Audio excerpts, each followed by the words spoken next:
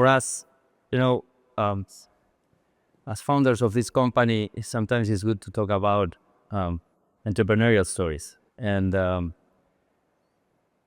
you are now the executive vice president for Microsoft and business development. You are in a lot of new ventures and new ideas, including all the things that are happening with large language models, so on and so forth. But before coming into that, I would love to listen more about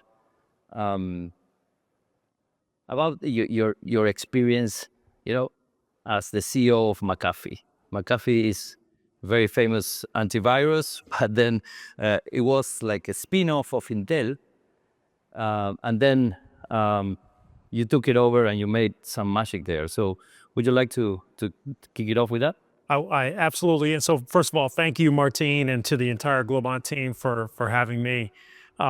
Yeah, I spent a lot of my career pre-Microsoft. I've been in Microsoft about 4 years now, and I lead our business development team, strategy, ventures. So we do a lot of investing, work with partners. You may have heard of OpenAI as an example, all the way down to many, many partners. And McAfee had a long history, like the company had been acquired by Intel, and then, they had it as part of the company for a number of years. And then when we spun it out, we basically had to essentially rebuild the company. Like all the inside of the company had to be rebuilt because we were dependent upon Intel for everything from HR systems to finance systems to IT systems, compensation systems, you name it. Everything was built on Intel as the back end. The only thing that was unique to us was really the technology, the customer-facing elements of the business, which obviously is important, and that's really the main part of the business. But when we spun out in the spring of 17 and finally separated ourselves from Intel, we really had to do everything new. We had, like, again, new back office, new HR, new IT, new finance, all of it. And so we had a set of principles. We said, look, we have to book, bill, ship, pay, and close on, it was April 17th, I think, was the date that we actually did it. And we were able to seamlessly get it done. But I will tell you, that's one of the hardest things that I ever did, was run that business through a time where we literally cut over. It's like somebody taking the engine out of a car and putting a new engine in, but like while you're still moving on the highway.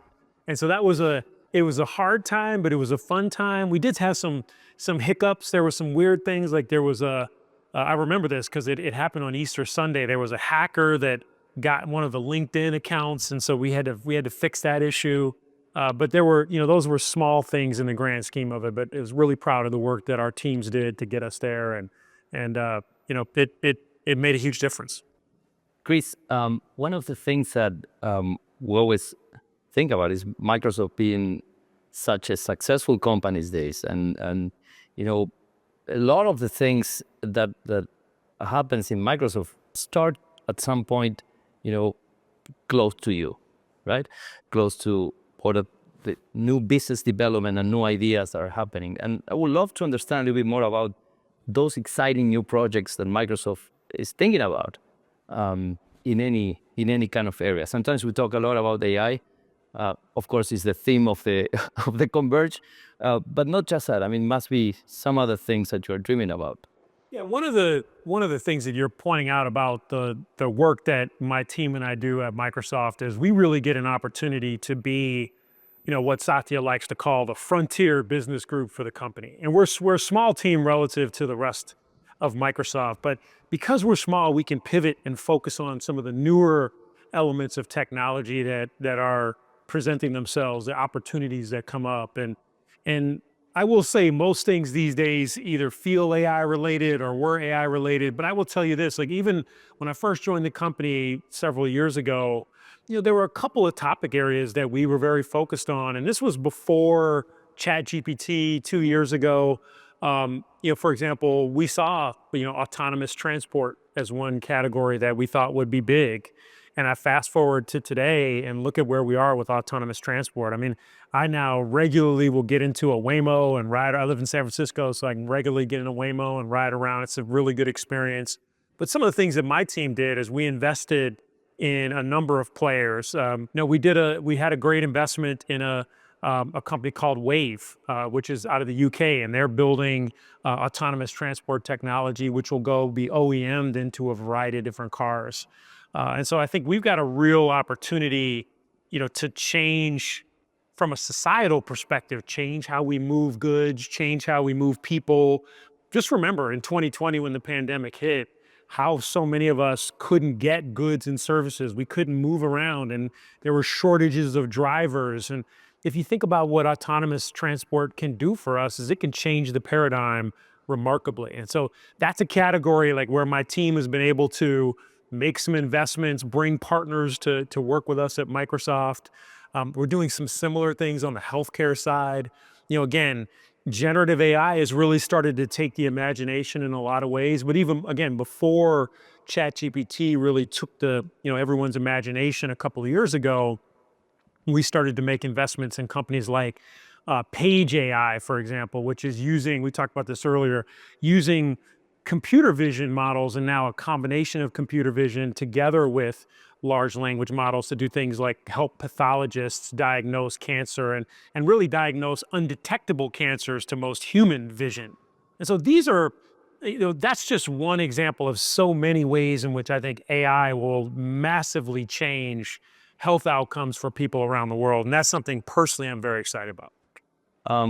That's quite amazing, to see that everybody's talking about LLMs today, but sometimes the most impactful use cases come from LLMs mixed with, for example, computer vision.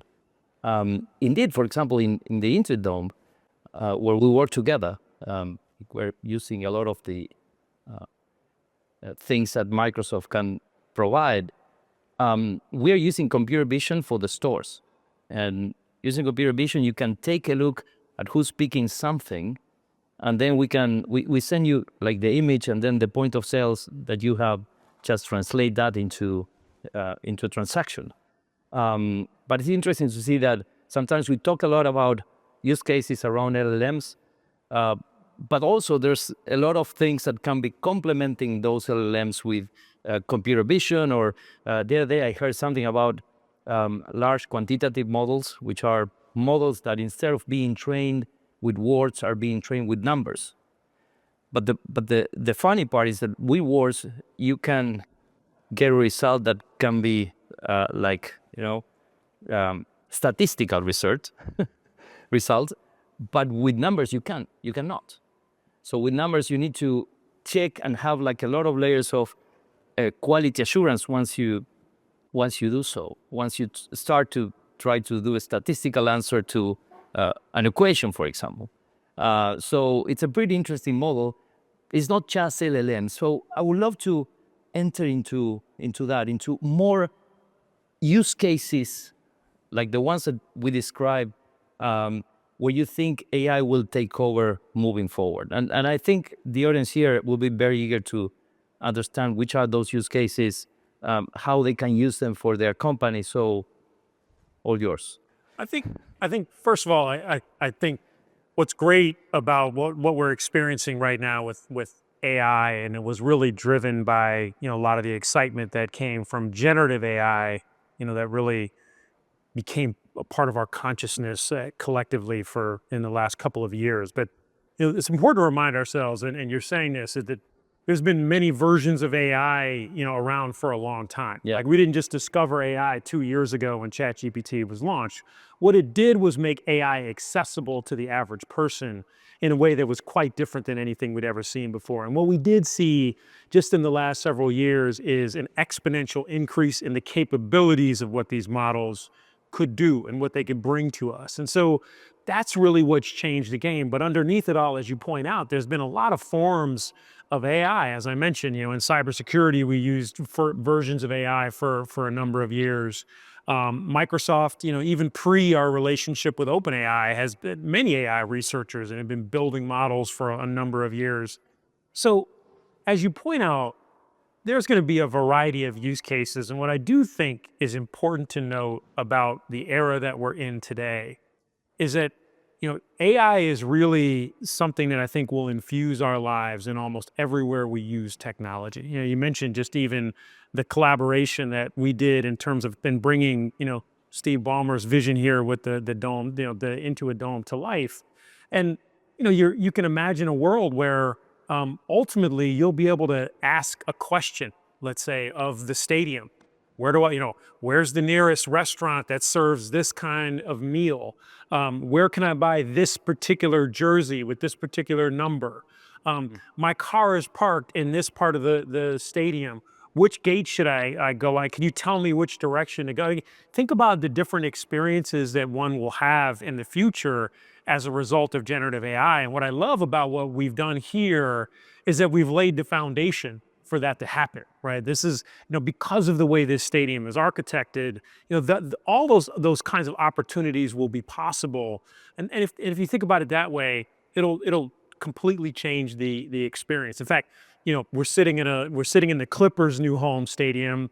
The NBA just released a new version of the NBA app, which has now the ability to send you more in-depth generative AI related analysis around different players and games and moments in the games. And those are, again, just some examples of what's happening. But look, broadly speaking, generative AI is gonna be part of our lives in many different ways. Which companies are leaders versus which companies, are laggards in AI adoption, and which is the company culture that must be built around those ideas? Oh, I think that's a great question, and probably the most important question for a lot of organizations. I think you need a couple of different elements of this that are important. I think one, which is you're pointing out, is you need to make sure that your enterprise is ready. You need to have good standards around how you manage data and privacy. So those are some of the factors that matter a lot in terms of whether you can scale something out. Do you have the right security mechanisms and models in place? I think it's important to have the right principles around how you think about safety, security, how you think about the output of the model. So responsible AI principles are really important. I think it's also very important to be clear about what use cases you're trying to solve, because I think a lot of companies will get caught up in the challenge of there's going to be many ideas, but ultimately they're going to have to make some calls and really go and try to solve specific problems. And then I think at the end of the day, I do think in the first phases of this, it's going to need to be leadership that drives it. Like I really do think that like the CEOs and the CXOs of organizations are going to need to be the ones to mandate, this is what we're going to do. This is the path we're going to go down. If I just use Microsoft as an example, obviously we're providing AI to the world in many cases, and we use it in a lot of our own work at Microsoft. But so much of what's helped us be, where we are today and leading so much of what's happening in this industry is because Satya himself was very personally involved in a lot of the decisions to go in the direction that we've gone and to really make, to push, to really lead and to lean into the partnership with OpenAI, which has really, allowed us to be successful. And so I think that's a good example that the leadership leadership really has to embrace this. You can't, I don't think you can just today just kind of say, hey, I'm going to ask people to go spin up a bunch of projects and hope that that's going to drive success. Like, you've got to have those foundational underpinnings. You've got to know what use cases you want to go after. And then you've got to have the right leadership structure in place. You do need to allow people the ability to fail, right? You do need to be able to test and learn, because you're not going to get everything right, but you have to have a long-term view of where you want to get to, but let the short-term pieces be worked out along that journey. I want to provide a portion of the answer, which is, you need a company like Globant, to make the glue of all the things happening, right? Absolutely. And everybody is like, the humankind is scared about the idea of, okay, AI comes to replace all of us. And honestly, I don't feel it that way, but I would love to hear your take here. This is so smart. And the other thing is the other question that goes coupled with this one is, everybody's talking about AGI. Right? I heard very good, very nice answers from one of the founder of Microsoft, saying the AGI is already here. But in any case, would you like to expand about that, those two things, limits and AGI?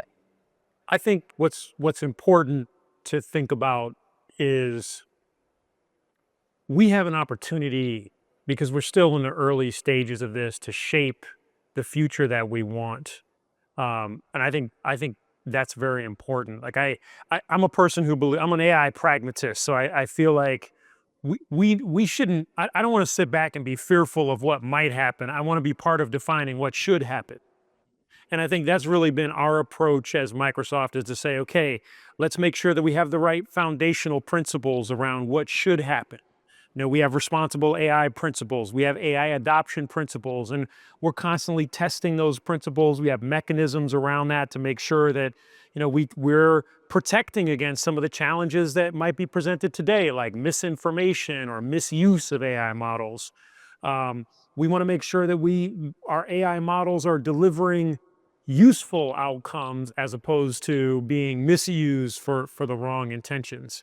There will be things that will happen, right? We will have misinformation campaigns that will be powered by generative AI. We will have, with the ability to generate high quality video and that sort of, and audio, you will have deep fakes that we'll have to deal with. But I'm confident that we'll be able to manage through a lot of those challenges, because this technology has got so much great promise in the long run. But like any new technology, we'll have to work through some of the ways it can be misused as well. But I'm one who personally believes that we have to define the future. We need to do it responsibly. We need to guide this technology in the direction that we want it to go, because whether you like it or not, like, we're living in the AI era now, and we will increasingly have it become a bigger part of our lives. And so I think it's a huge opportunity for us to take advantage of and do it the right way. My big question and final question is around regulation, right? And we have seen the European Union regulating, in a way in which was complicated for AI startups in Europe. Also, we have seen something here in LA happening around that the government needed to bet on one of the laws. What's your take on that? I mean, how you feel that the entrepreneurial community should feel about regulation and government regulation? I think it's important. This change is going to have a profound effect. This is not just a technology shift that we're experiencing. This is something that's going to change the way we live our lives as humans. And with that being the set of implications, I think it's super important that we engage with government, right? Because we have governments to help structure and manage how we live our lives, how we interact with one another. Rule of law, as an example. Regulation, can be difficult, but it also can be very good and important for us to have the things that we expect to happen in our lives. And so I think that as technologists, we have to welcome interaction with the government. We have to welcome dialogue. We have to welcome exchange. And I think we have to welcome a certain amount of regulation to make sure that this all happens in the right way, that there are the right guardrails. It goes back to some of the things I was saying earlier. Responsible AI isn't something that just should happen at a company level. It needs to happen at a country level. It needs to happen at a global level. And so there will be tiers of people focused on how do we make sure that responsible AI happens, and that as we develop more capabilities, that we have the right guardrails, we have the right partnerships, we have the right frameworks in place, and the right checks and balances, if you will, to get to the outcomes we want. And then knowing that we won't get it all right every time, that if we've got people in government who are educated and understand the technology, they'll be better able to adapt and learn and change as this adapts and learns and changes. And I think that's really, really important. So we should want that. We should invite it in. We should look for opportunities to educate our colleagues in government who are not technical, because I think they're going to be a very, very important part of how this all plays out in the long run. Chris Young, I'm extremely grateful for you being here. Thank you very much. And I keep on looking to keep on building wonderful things together. Indeed. Indeed. Thank you very much. Martin, thank you. Thank you. Thank you so much.